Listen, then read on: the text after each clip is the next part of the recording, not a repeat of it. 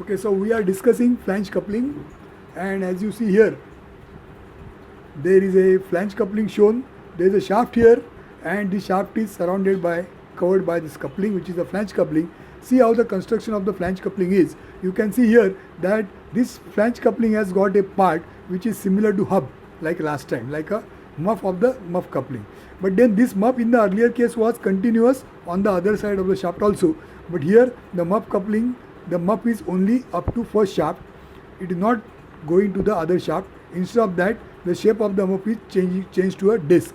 So this is a muff and then there is a disc. So this is how the shape of the coupling is on one side. If you see the sectional view, you will notice that there is a muff, then there is a flange. On the other side, there is a second shaft, other side shaft. Second side shaft also there is similar part. There is a muff and there is a flange. So both the shafts, they are covered by a flange of their own, and then the flanges of the two sides, they are facing each other, and these flanges, as you see here, they have got 4 holes, and these 4 holes are aligned, they are brought in one line. And now you can see that a bolt is passed from the right side, and the bolt is passed from this side, and from the other side a nut is engaged with the bolt. So a nut bolt pair is formed, and as a result the two flanges of the two sides, they are connected to each other by 4 such nut bolts. There is key also present like last time. You can see here, this is a key which is present on the left side flange. There is another key present on the right side flange. Both the keys, they are shown in 2 different positions, so that it is possible for us to see the thickness of the key in one drawing and the width of the key in the other figure. So as a result, we are now in a position to understand the entire assembly, how it has been made. So how the power is transmitted, we can now explain. Imagine this is the shaft of a motor, this is the shaft of a machine. So when the motor starts rotating, the power delivered by the motor is supposed to be given to the power to the shaft of the machine on the other side. How the power transmission takes place, we can now see here. The power is in the shaft. From the shaft it goes to the key, from the key to the hub, from the hub to the flange, from the flange to the nut bolt, from the nut bolt it goes to the other side, again it goes to the flange of the other side, from the flange it is integral with the hub, so the other hub, from the hub through the key it goes to the shaft on the other side. So the power transmission takes place like this, like this, like this, and then on the other side. So this is the way power transmission takes place, and as a result this is called as a coupling of a flange type coupling, what is discussed over here. Now let's see the next page, where there are some more types of coupling shown. So we will read here. It is again a flange coupling, but there is something else written here. It is called as a protected type of flange coupling. So it is everything same like last time, but protected type. So there is slight difference here, because of which it is called as protected type. So if you observe here, the flange which was there in the last example was same, but then there is a projection like this shown here. This part is like a extra part. You can see even in the drawing, this is some kind of a cover like shape is shown there instead of a straight line. So as a result, now what happens, you can see here the heads of the bolt and nut, the nut and the head of the bolt, it is going inside this cover. Last time, if you remember here, there was no such cover here. So as a result, this bolt was exposed outside. Now what happens when this coupling starts rotating? At that time, the head of the bolt and the nut, they are projected out.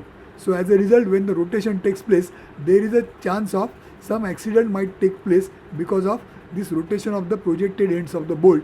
They are rotating, so something might get entangled with the nut bolts, and that might cause accident. So that is prevented by a provision which is made here. So because of this cover shape, the nut bolts, they are remaining inside the cover, and even if the rotation is taking place, the nut bolt heads, they are protected inside, so that they are not going to get entangled with outside objects, and as a result the accident and things will be avoided. So this is more for a safety purpose. So it is called the protected type. Protected means it is protecting the operators, not protecting the bolts.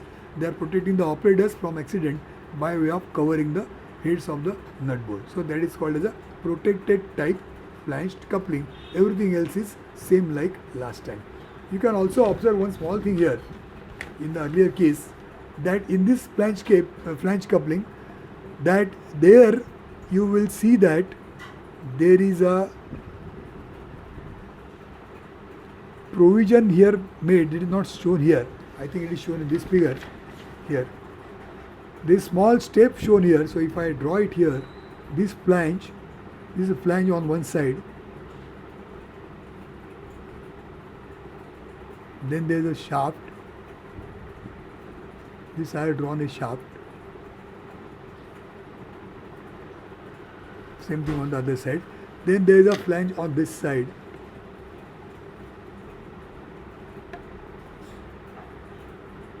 And then there is a shaft on this side. That is how the whole figure is.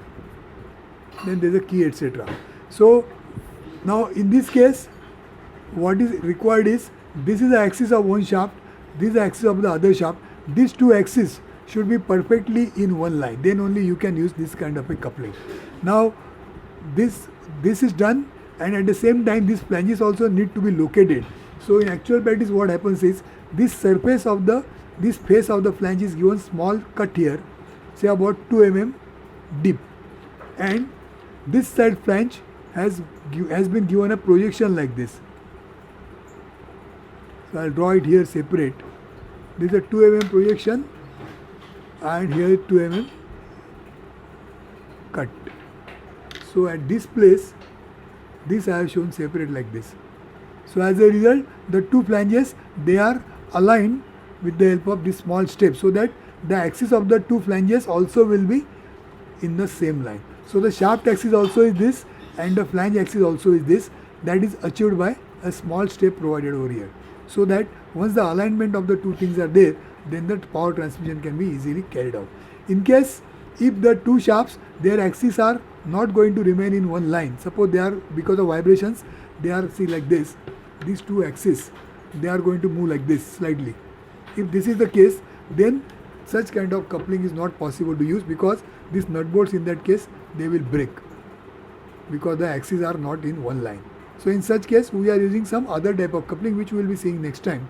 At the moment when the axis alignment is perfect, in such case this kind of a rigid flange coupling is used, which is what we have just now discussed. A flange coupling, a rigid flange coupling is used in such cases. So this was types of couplings part 1. So there are some more types of couplings which are there. Now these types of couplings we are going to learn in the next time. So for the current session, we are calling it as practice sheet number 6, types of couplings. And what you have to do is, you have to draw everything what is described. So this entire page, all the figures from this page, and up to here, up to protected type flange coupling, up to here you have to draw. The things which are after this, they are going to be covered under types of couplings too in the next session.